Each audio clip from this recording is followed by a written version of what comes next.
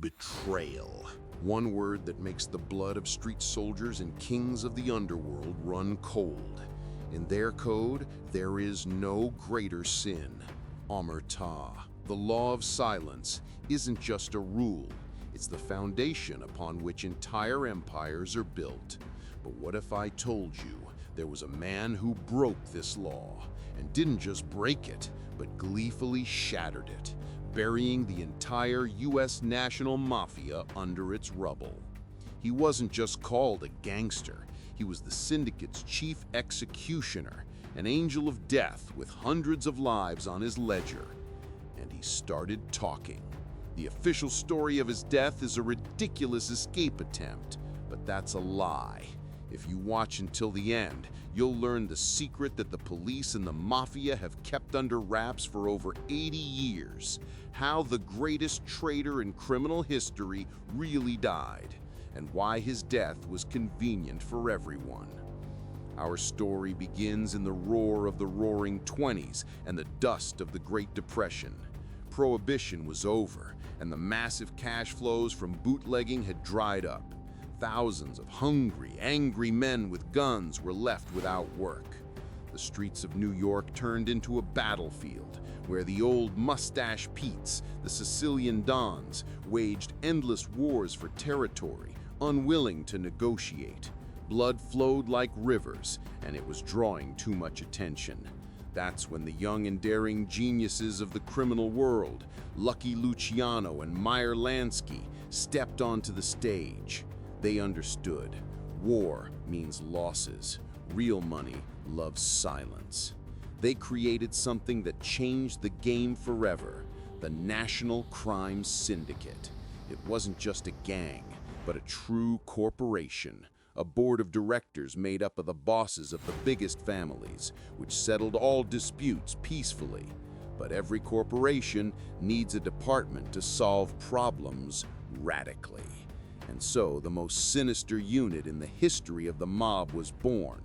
It had no official name, but the press dubbed it Murder Incorporated. It was a squad of professional hitmen who worked for the syndicate across the entire country. No freelance work. You get a contract, you execute it, you get paid.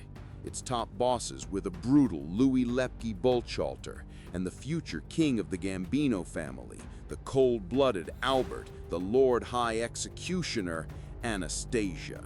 The corporation worked like clockwork. They left no evidence, using dozens of methods, from guns and knives to strangulation and drowning. Their soldiers were ghosts.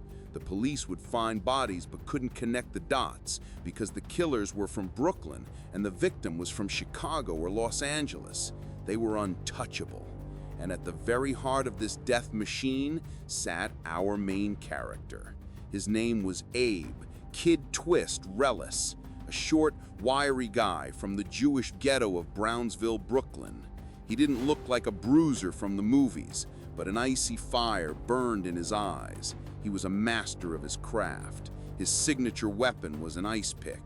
Abe could drive it into a victim's ear or heart so quickly that they didn't even have time to scream. He wasn't just an enforcer. He was one of the leaders of the Brooklyn branch of the corporation. Reles's gang held all of Brooklyn in a grip of fear. They were ruthless and efficient. If the syndicate passed a sentence, Reles and his guys carried it out. Dozens, perhaps hundreds of lives were ended on their command. They were on top of the world. Expensive cars, the best women, pockets stuffed with cash. They believed their brotherhood was eternal, and the law of the streets was unbreakable. They were dead wrong. By the late 1930s, the clouds began to gather. The authorities were tired of the slaughter on the streets, and an ambitious prosecutor stepped up declaring war on organized crime. The net began to tighten. One by one, members of the corporation were getting arrested, but omertà held strong. Everyone kept quiet. Even under the threat of the electric chair, the gangsters kept their mouths shut. All except one. In 1940, Abe Reles was caught. A small-time crook snitched on him, having witnessed Reles kill a bookie. This wasn't just another murder. The prosecutor had witnesses. Reles was facing the electric chair, and he knew it perfectly well. His bosses in the syndicate were sure Kid Twist would stay silent, just like all the others. He was one of the pillars of their world, after all. But they underestimated his will to live. On death row, with just weeks left until his execution, Reles faced a choice: die for his principles or live by betraying everything he believed in. And he made his choice. He called for the prosecutor and said, "I'll talk." This news blew up the criminal underworld. The Mafia's top killer, the man who knew all the secrets, decided to become a rat, a snitch. It was unthinkable. It was the worst betrayal in history. And Reles began to sing. He sang like a canary. He had a phenomenal memory and knew everything: dates, names, places, the details of every contract from the last decade. His testimony became a tsunami that wiped out the entire leadership of Murder, Inc. He gave up his best friends, his partners, the men with whom he broke bread and spilled blood. He sent them to the electric chair, one after another. Thanks to his words, dozens of gangsters were sent to prison. His own top boss, the powerful Lepke Buchalter, was arrested and later executed. For the first time in U.S. history, a boss of that level was sentenced to death. Reles single-handedly decapitated the most dangerous organization of hitmen in the country. The Mafia was enraged and terrified. A bounty of $100,000 was placed on his head, an astronomical sum for the time. But Reles was safe. He was protected like a national treasure. He was kept in a room on the 6th floor of the Half Moon Hotel, under 24/7 guard by 6 detectives. He was the justice system's golden canary, and he was about to give the most important testimony of his life against Anastasia himself, the Lord High Executioner, one of the most powerful bosses in the country. Anastasia was furious.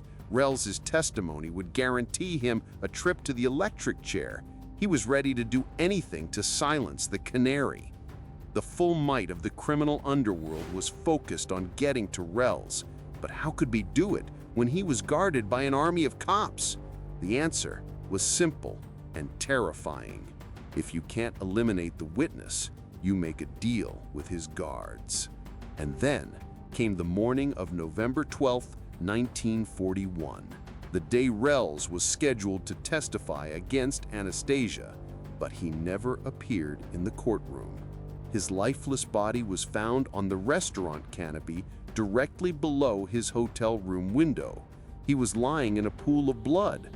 The official police story, which appeared almost instantly, was utterly laughable.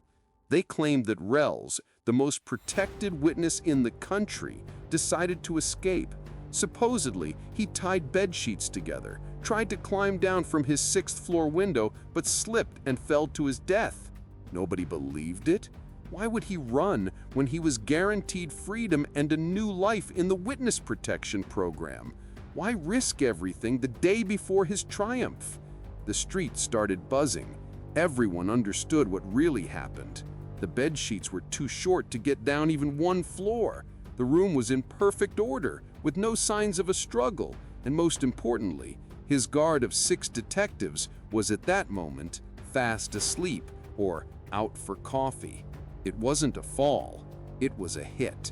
He was simply thrown out the window. And so the legend was born, a legend still whispered today. The canary could sing, but he couldn't fly. Reles's death saved Anastasia. Without the star witness, the case fell apart and he walked free, eventually becoming the head of one of the 5 families. Who gave the order? Frank Costello, the acting boss of the Luciano family? Who bribed the cops? Anastasia himself? The secret of his death was never officially solved. The police investigation was quietly shelved. It was convenient for everyone that Reles was silenced forever. The Mafia got rid of a traitor. The corrupt cops got their money, and the authorities were perhaps even relieved, as Reles's testimony could have exposed their own ties to the mob.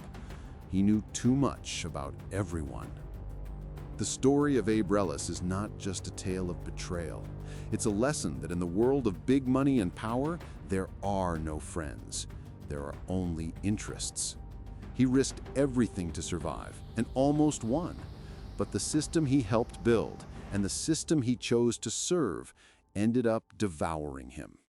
He became a pawn in a game whose rules he never fully understood. His legacy is fear. The fear he inspired as a killer and the fear he sowed as a traitor. He showed the entire criminal world that even the most loyal dog can turn on its master. After his story, omertà became not just a law, but a cult. Bosses became more cautious, and the punishment for betrayal became even more brutal. It's a reminder for anyone who walks a crooked path. The streets don't forgive weakness, and they never forgive betrayal. You can be a king today, but tomorrow, one wrong step, one wrong word, and you'll end up on the pavement, staring up at a gray sky, just like the canary who couldn't fly. His actions forever changed the landscape of the American Mafia, forcing it to become even more secretive and ruthless. He was an instrument of fate that broke the old world, only to be broken by it himself.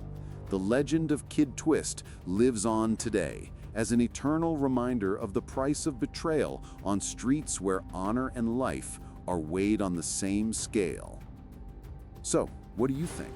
An accidental death during an escape? Or a cold-blooded calculation by the mafia and crooked cops to silence the most dangerous witness in history? Write your opinion in the comments. Let's discuss this dark chapter of history.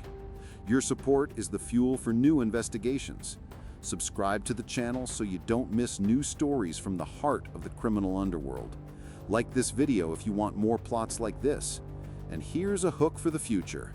If this video gets 5,000 likes, I will tell you about the bloodiest war in New York history, the Castellammarese War, which gave birth to the 5 families and created the mafia we know from the movies. See you next time.